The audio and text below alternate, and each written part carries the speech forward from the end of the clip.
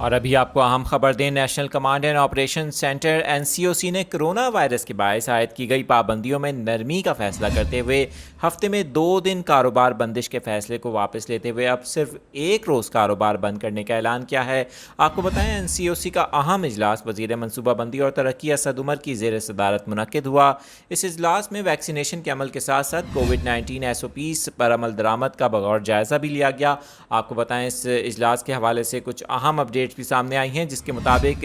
جم وغیرہ جزوی طور پر کھولنے کا فیصلہ کیا گیا ہے، لیکن صرف ان افراد کو داخلے کی اجازت ہوگی جو کہ ویکسینیشن کروا چکے ہیں۔ آپ کو یہ بھی بتاتے چلیں کہ مزارات اور سینما مکمل طور پر ابھی بھی بند رہیں گے، لیکن بین الصوبائی ٹرانسپورٹ پر عائد 2 روز کی پابندی ہٹا لی گئی ہے، جبکہ بسز اور پبلک ٹرانسپورٹ کی اگر بات کی جائے تو اس میں 50% مسافروں کی جگہ اب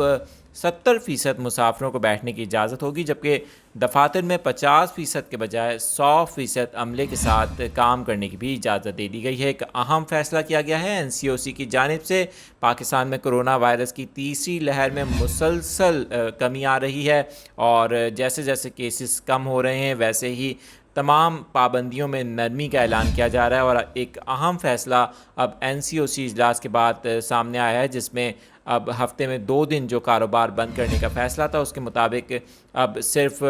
1 روز کاروبار بند رہے گا، جبکہ اب 100% حاضری کے ساتھ جو ملازمین ہیں دفاتر میں کام بھی کر سکیں گے۔